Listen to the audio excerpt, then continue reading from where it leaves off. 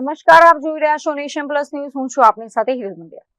વડોદરા શહેરમાં શાંતિ ડહોળવાનો પ્રયાસ કરતી એક ચિંતાજનક ઘટના સામે આવી છે.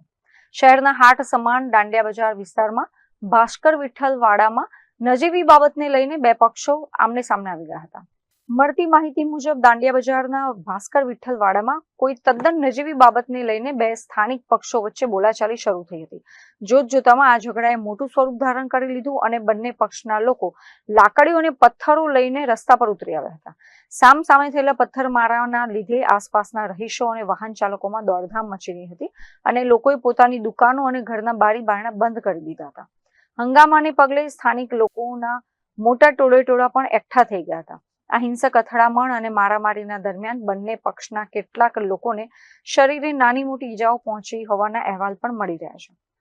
ઘટના સ્થળે પહોંચેલા સ્થાનિકો અને પોલીસની મદદથી તમામ ઈજાગ્રસ્તોને તાત્કાલિક અસરથી સારવાર માટે SSG હોસ્પિટલ ખાતે ખસેડવામાં આવે છે, જ્યાં હાલ તેમની સારવાર ચાલી રહી છે. બીજી તરફ કંટ્રોલ રૂમથી મેસેજ મળતા જ રાવપુરા પોલીસ સ્ટેશનની ટીમ ચુસ્ત બંદોબસ્ત સાથે ભાસ્કર વિઠ્ઠલ વાડામાં પહોંચી ગઈ હતી અને પરિસ્થિતિ પર કાબુ મેળવ્યો હતો. પોલીસે હાલ લોખંડી બંદોબસ્ત ગોઠવીને વિસ્તારમાં શાંતિ જાળવી રાખવા તજવીજ હાથ ધરી છે. આ સાથે જ પોલીસે મારામારી અને પથ્થરમારો કરનારા તોફાની તત્વોને ઓળખી કાઢવા આસપાસના CCTV ફૂટેજ કબજે કર્યા છે અને ગુનો નોંધીને કાયદેસરની કડક કાર્યવાહી શરૂ કરી છે. કેમેરામેન નવનીત પરમાર સાથે Chirag Patel, nation plus news, Vadodara. સમાચારોનો સતત અપડેટ મેળવવા માટે અમારી નેશન પ્લસ ન્યૂઝની YouTube ચેનલને સબસ્ક્રાઇબ કરો, બેલ આઇકન દબાવો અને જોડાયેલા રહો Facebook, Instagram અને Twitter પર.